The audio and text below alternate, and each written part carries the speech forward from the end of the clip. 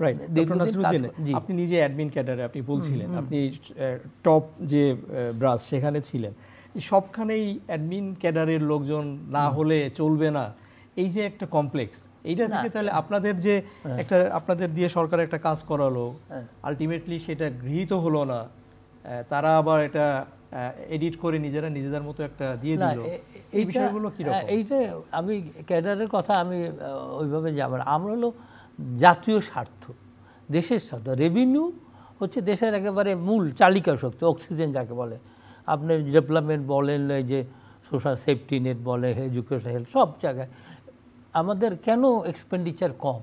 কেন? বিকজ আমাদের রেভিনিউ কম, আদায় করতে পারি কম। এখন জাতীয় স্বার্থ বড়।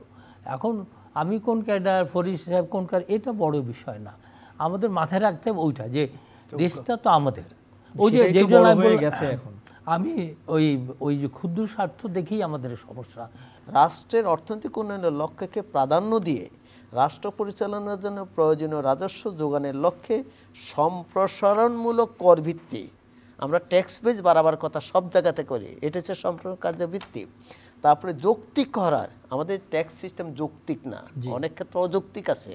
আমরা উৎস কর আদায় করি এখন ম্যাক্সিমাম 70-80% ইনকাম ট্যাক্সে, ব্যাটে 40% উৎস কর আদায় করি। আমরা ডোমেস্টিক ট্যাক্স ইম্পোর্ট পয়েন্ট আদায় করি। আমাদের অসংখ্য ডিস্টরশন ট্যাক্স সিস্টেম, আন্তর্জাতিক মানে এটা কোনো সিস্টেমের মধ্যে পড়ে না, যার জন্য দেশি বিদেশি বিনিয়োগ আসে না, ভিয়েতনামে যায় বাংলাদেশে আসে না। আমরা মেলা করতেছি, রোড শো করতেছি, আলটিমেটলি রেসপন্স পাচ্ছে না। কাজে ওটা যদি করতে হয় তাহলে আপনাকে এগুলি চেঞ্জ করতে হবে। তারপরে কর অব্যাহতি, এই কথাটা বুঝে যিনি আপনি যদি বাইরে থেকে একজনকে দিয়ে দেন, তিনি এগুলি কিছু বুঝবেন, ইম্পসিবল, তার পক্ষে সম্ভব না। গত 40 বছর এটা কেউ বুঝে নাই। কাজে আপনাকে এই লিডার সিলেক্ট করার সময়, যেটা স্যার বলল, লিডার 2 ডিভিশনে সিলেক্ট করার সময় এটি সরকারকে অত্যন্ত সচেতন হবে। সেই জন্য আমরা বলেছিলাম এই যেখানে লিডার নিয়োগের কথা বলেছে, এখানকার ল্যাঙ্গুয়েজটা অত্যন্ত কেয়ারফুলি আর্টিকুলেশন করা উচিত ছিল। আমরা আশা করেছিলাম এই রিফর্মটা, এই যে সেপারেশনে, এটা টোটাল হোলিস্টিক রিফর্মের অংশ হিসেবে গভর্নমেন্ট চিন্তা করে সেভাবে করবে। আমাদের রিপোর্টটা যদি সরকার পুরোপুরি কিছুটা আংশিকভাবে করেছে, এটা তো আমরা আশা করি নাই। এটা হচ্ছে এখন সরকার কি করবে না করবে সরকারের ব্যাপার। তা আমার দেশের স্বার্থে ওই আমার সাজেশন থাকবে যে আসলে আমরা যেভাবে বলেছি সেইভাবে মানে সরকার যদি এখন একটা অর্ডিন্যান্স হয়েছে, এটাকে পরিবর্তন করা বা এটাকে অ্যামেন্ডমেন্ট করা তো কোনো সরকারের ব্যাপার নয়। তো এখানে ফোকাসটা যদি হয় যে হ্যাঁ, যারা কেরিয়ার সিভিল সার্ভেন্ট, এখানে যারা কাস্টমস, ভ্যাট এবং ইনকাম ট্যাক্সের যারা কর্মকর্তা, তাদের মধ্যে তো অত্যন্ত মেধাবী, তারা কিন্তু অনেক কম্পিটিটিভ এবং উপরের দিকে তারা অবস্থান করে।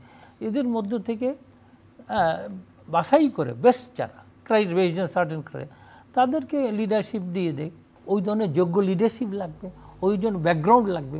ওই জন্য আমরা যেটা বলি এক্সপেরিয়েন্সিয়াল লার্নিং, এটা ওই 2 ক্যাডারের তারা সরকারি বাছাই করবে, এই ক্যাডারের মধ্যে সীমাবদ্ধ রেখে, এর বাইরে গিয়ে হবে না। তো আমাদের যদি কাগজটি আমরা সরকারকে দিয়েছি, এইটার আলোকে যদি সরকার এটা পরিবর্তন করে, যেটা অ্যামেন্ডমেন্ট করে, আমার মনে হয় এটা সবার জন্য ভালো। গতানুগতিক পদ্ধতিতে চলবে না এবং ব্যাপক রিফর্ম করতে গেলে আমি একটি কথা বলি, সেখানে এই যে 2টা ডিভিশন করছে, এই 2টা ডিভিশন কিন্তু কমপ্লিমেন্টারি। এখানে কিন্তু কার্যাবলীর মধ্যে বলা আছে, এটা পড়া উচিত। যারা করছে তাদের এটা পড়ে কিন্তু এটা এই আইনটা খসড়াটা করা উচিত ছিল, কিন্তু করা হয়নি বলে আমার কাছে মনে হচ্ছে। এবং যদি ভুল করে, মানে লিডার নিয়োগে যদি ভুল করে, আই টেল ইউ, এটা কিন্তু আলটিমেটলি কোনো বেনিফিট তো দিবে না, বরং আগে একীভূতন বিয়ে থাকাতে যা কিছু পাইতো সেটাও পাওয়া যাবে, ডিজাস্টার। সেটা দেশে এক ধরনের অস্থিরতা, এবং এটা আলটিমেটলি সাফার করবে দেশের ব্যবসায়ী, বিনিয়োগ এবং আলটিমেটলি দেশের গভর্নমেন্টের রেভিনিউ, সেটা গভর্নমেন্টকে বুঝতে হবে। সরকার যাতে করে আমাদের যে অন্তর্বর্তীকালীন যে রিপোর্টটা আমরা দিয়েছি, ওই আলোকে যদি অ্যামেন্ডমেন্ট করে, তাহলেই আমার মনে হয় দেশের স্বার্থ।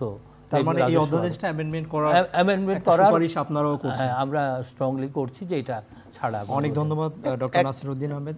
জি জানাব। একটা কথা আবার ক্লিয়ার করি, সেটা হচ্ছে আমরা কিন্তু এটাকে এই 2টা ডিভিশনের পজিশনটা কিন্তু এনবিআর এর লোকদের হাতে দিতে চাচ্ছি না।